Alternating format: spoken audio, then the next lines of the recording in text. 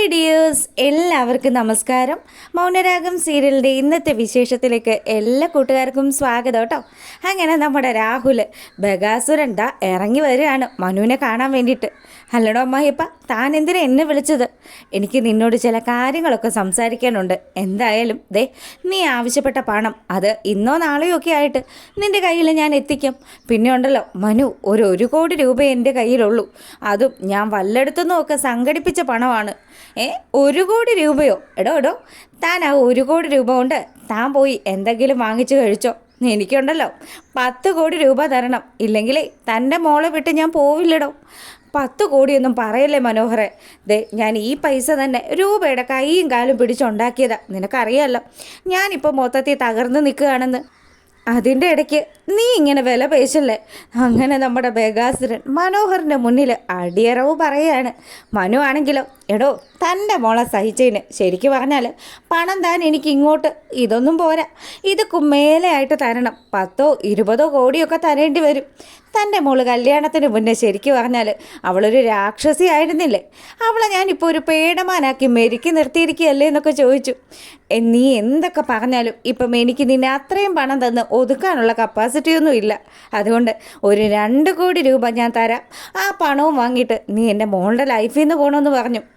കാശ് തന്നാൽ പിന്നെ എനിക്ക് എന്നാ പ്രശ്നം, ഞാൻ പോയിക്കോളാമെന്ന് പറഞ്ഞ് മനു വാക്ക് കൊടുക്കുക.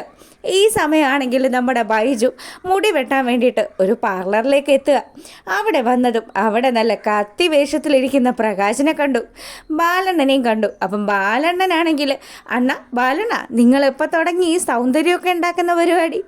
അതോ എൻ്റെ പൊന്നു മോനെ, എൻ്റെ കയ്യിൽ നിന്ന് 10 പൈസ എടുത്തിട്ടില്ല. ഈ പൈസ മുഴുവൻ ചിലവാക്കുന്നതേ ഈ ഇരിക്കുന്ന പ്രകാശനാണെന്ന് പറഞ്ഞു. പ്രകാശനോ? അതിന് പ്രകാശൻ എവിടെ ഇരിക്കുന്നേ? പ്രകാശനാടാ ഈ മുന്നിലിരിക്കുന്നത്.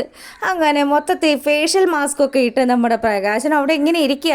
എന്താടാ ബൈജു, എൻ്റെ കല്യാണം വരുന്നത്, അതിന് നിങ്ങളുടെ കല്യാണം വല്ല നടക്കുന്ന ലക്ഷണം ഉണ്ടോ? നടക്കും. പിന്നെ ഉണ്ടല്ലോ എൻ്റെ വിവാഹത്തിൻ്റെ അന്ന് ആ ദീപയും അതുപോലെ തന്നെ ആ സംസാരിക്കാത്തവളുണ്ടല്ലോ കല്യാണി, അവളും അവളുടെ ആ കൊഞ്ഞാണം ഭർത്താവും ഉണ്ടല്ലോ, അവനെയും കൂട്ടി നീയും അവിടെ എത്തിയേക്ക്. നല്ല സൂപ്പർ ഫുഡാണെന്നൊക്കെ പറഞ്ഞു. ആ ദീപയാണെങ്കിൽ ഒന്നിനും കൊള്ളാത്തൊരു ശവമാണെന്നൊക്കെ പറഞ്ഞ് കല്യാണിയൊക്കെ അപമാനിക്കുന്ന കേട്ടപ്പം ബൈജുവിന് ദേഷ്യം വന്നു. ബൈജു പറയുന്നുണ്ട്, അതിന് കല്യാണി ഇപ്പം സംസാരിക്കാത്ത കുട്ടിയൊന്നും അല്ലല്ലോ, നിങ്ങളേലും നന്നായിട്ടേ അവളിപ്പോൾ സംസാരിക്കും. എത്രയൊക്കെ പറഞ്ഞാലും എത്രയൊക്കെ ഞെളിഞ്ഞു പോയാലും അവൾ ഇപ്പോഴും എൻ്റെ മുന്നിൽ ആ കന്നുകാലി തന്നെയാണെന്നും പറഞ്ഞ് പ്രകാശനാണെങ്കിൽ ദേഷ്യത്തിൽ സംസാരിക്കുക. ബൈജുവിൻ്റെ സമനില തെറ്റിയിട്ട് ബൈജു അവിടുന്ന് ഇറങ്ങി വന്നു.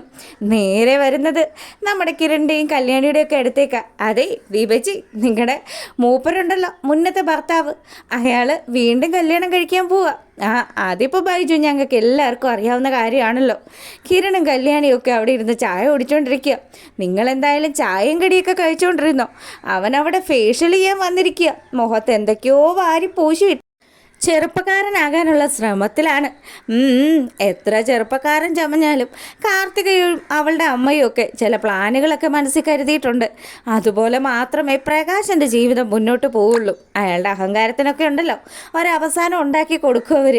പിന്നെ കല്യാണത്തിൻ്റെ കാര്യം, അയാൾ തോറ്റ് തുന്നം പാടുന്നത് കാണാൻ ബൈജു നമുക്ക് എല്ലാവർക്കും കൂടി പോവാന്ന് കിരൺ പറയുക. അങ്ങനെ ഇവിടെ ഈ കാര്യങ്ങളൊക്കെ നടക്കുമ്പോഴാണെങ്കിലോ നമ്മളെ കാണിക്കുന്നത് നമ്മുടെ സരയുനെയാണ്. സരയു ഭയങ്കര സങ്കടത്തിൽ മനുവേട്ടനെക്കുറിച്ചും കുഞ്ഞിനെക്കുറിച്ചും എങ്ങനെയെങ്കിലും ഇവിടെ നിന്നൊന്ന് പോയാൽ മതിയെന്നും ഒക്കെ ആലോചിച്ചുകൊണ്ട് വിഷമിച്ച് ഇങ്ങനെ കരഞ്ഞുകൊണ്ടിരിക്കുക. അപ്പം മനു ആണെങ്കിൽ ബഗാസുവിൻ്റെ കയ്യിൽ നിന്ന് 2 കോടി കിട്ടും, അതൊക്കെ ഇങ്ങനെ സ്വപ്നം കണ്ട് നടന്നു വരിക. അവൻ വരുമ്പോൾ കാണുന്ന കാഴ്ച സരയും ഇരുന്ന് കരയുന്നത്. അല്ല, ഇവളെന്താ ഇപ്പോൾ കരയുന്നത്? ദൈവമേ, ഇനി ഞാൻ പേടിക്കുന്ന പോലെ എങ്ങാനും എന്തെങ്കിലുമൊക്കെ ഇവൾ അറിഞ്ഞിട്ടായിരിക്കുമോ? അങ്ങനെ മനു പേടിച്ച് നിൽക്കുക. അപ്പോൾ സരയു ആണെങ്കിൽ ഇങ്ങനെ കരഞ്ഞുകൊണ്ടും ഇരിക്കുന്നു. അങ്ങനെ മനു വിളിച്ചു. സരയുന്ന് വിളിച്ചതും മനുവേട്ടാന്ന് വിളിച്ച് സരയു പാഞ്ഞു വരിക. വന്ന് നമ്മുടെ മനുവിനെ കെട്ടിപ്പിടിച്ചിട്ട് പൊട്ടിക്കരഞ്ഞു. ഈ സമയമാണെങ്കിൽ മനു ചോദിച്ചു, എന്ത് പറ്റും മോളു? അതെ മനുവേട്ട, എത്ര നാളായി നിങ്ങൾ പറയുന്നു നമുക്ക് അമേരിക്കയിൽ പോവാമെന്ന്. എന്നിട്ട് ഇത്രയും ദിവസമായിട്ടും നിങ്ങൾ അതിനൊരു നീക്കുപോക്കും ഉണ്ടാക്കിയില്ലല്ലോ. എനിക്ക് എൻ്റെ മനുവേട്ടനും കുഞ്ഞും മാത്രമേ ഉള്ളൂ. അച്ഛനും അമ്മയും ഒന്നും എനിക്ക് ആവശ്യമില്ല. അവരൊക്കെ ഇവിടെ നിന്നോട്ടെ എന്നൊക്കെ പറഞ്ഞ് എത്രയും പെട്ടെന്ന് അമേരിക്കയിലേക്ക് പോകാമെന്നുള്ള സ്വപ്നമൊക്കെ സംസാരിച്ചുകൊണ്ടിരിക്കുക സരയും. ഈ സമയമാണെങ്കിൽ അമേരിക്കയിലേക്ക് പോകുമല്ലോ. നമ്മൾ 2-3 ദിവസത്തിനുള്ളിൽ എന്തായാലും അമേരിക്കയിലേക്ക് പോകും. അപ്പോൾ ആശാൻ ഉദ്ദേശിക്കുന്നത് ബഗാസുരൻ നൽകുന്ന പണം അത് കിട്ടിക്കഴിഞ്ഞാൽ 2-3 ദിവസത്തിനുള്ളിൽ എന്തായാലും ആശാൻ ഇവിടുന്ന് സ്ഥലം വിടും. അങ്ങനെ ഇതൊക്കെ സംസാരിച്ചും ആലോചിച്ചും ഒക്കെ മനു ഇങ്ങനെ നിൽക്കുക. സരയു ആ സമയത്ത് മനുവേട്ടനില്ലെങ്കിലുണ്ടല്ലോ പിന്നെ ഈ സരയു ജീവിച്ചിരിക്കില്ല. ഇങ്ങനെ എന്നോട് പല പെണ്ണുങ്ങളും ഒക്കെ പറഞ്ഞിട്ടുണ്ട്. എന്നാലും അവരാരും ഇപ്പം എന്നെയും ആലോചിച്ച് വിഷമിച്ചൊന്നും ഇരിക്കുകയല്ല. അവരൊക്കെ വീണ്ടും കല്യാണമൊക്കെ കഴിച്ച് സുഖമായിട്ട് ജീവിച്ചുകൊണ്ടിരിക്കുക. പിന്നീട് നമ്മുടെ മനു നേരെ പോകുന്നത് കൂട്ടുകാരൻ്റെ അടുത്തേക്കാട്ടോ. അവനെ കണ്ടിട്ട് അവനോട് ബഗാസുരൻ പണം നൽകാമെന്ന് പറഞ്ഞതും 2 കോടി രൂപയുടെ എൻ്റെ കയ്യിൽ വരുന്നത്. എൻ്റെ മോനെ, നിനക്ക് 2 കോടി കിട്ടുമ്പം നീ എനിക്ക് എന്ത് തരൂടാന്ന് അവൻ ചോദിക്കുക. എടാ സനലെ, ആക്രാന്തം കാണിക്കല്ലേ. ഞാൻ നിനക്ക് 50 ലക്ഷം തരാം. അതുപോരെ നിനക്ക്? 50 ലക്ഷം കിട്ടുമല്ലേ? ആയിക്കോട്ടെ, എനിക്കത് മതി. പിന്നെ ഉണ്ടല്ലോ, അയാളാണ് ആള്. കാശ് തരാമെന്ന് പറഞ്ഞതും അയാളാണ്. എന്തായാലും ഉടായ്പ പരിപാടി ഉണ്ടാകുമെന്നുള്ളതിൽ ഒരു സംശയവും ഇല്ല. നീയേ പണം കിട്ടുമ്പോൾ തന്നെ അത് കള്ളനോട്ടാണോ എന്നൊക്കെ ഒന്ന് ഉറപ്പിക്കണം. അതൊക്കെ എനിക്കറിയാടാ. അയാൾ എനിക്ക് കാശ് കൈമാറി കഴിഞ്ഞാൽ 50,000 രൂപ ഞാൻ ബാങ്കിൽ എൻ്റെ അക്കൗണ്ടിൽ ഡെപ്പോസിറ്റ് ചെയ്യും. അപ്പം അറിയാലോ അയാൾ തന്നത് ഒറിജിനലാണോ ഡ്യൂപ്ലിക്കേറ്റ് ആണോ എന്ന്. നീ ഒരു ബുദ്ധിമാൻ തന്നെയാണ്.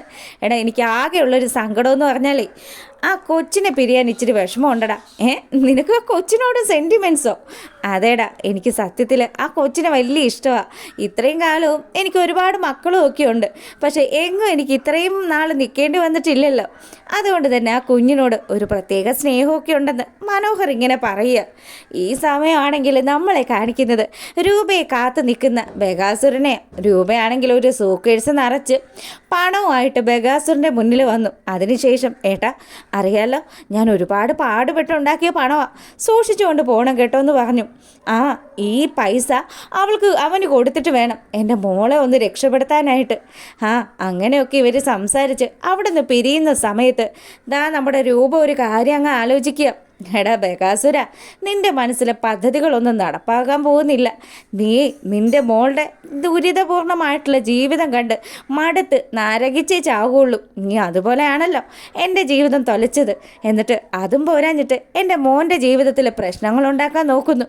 അവൻ അടുത്തത് എൻ്റെ കിരണിനെ കെട്ടിക്കാൻ വേണ്ടിയിട്ടുള്ള കാര്യങ്ങളാണ് ചെയ്യുന്നത്.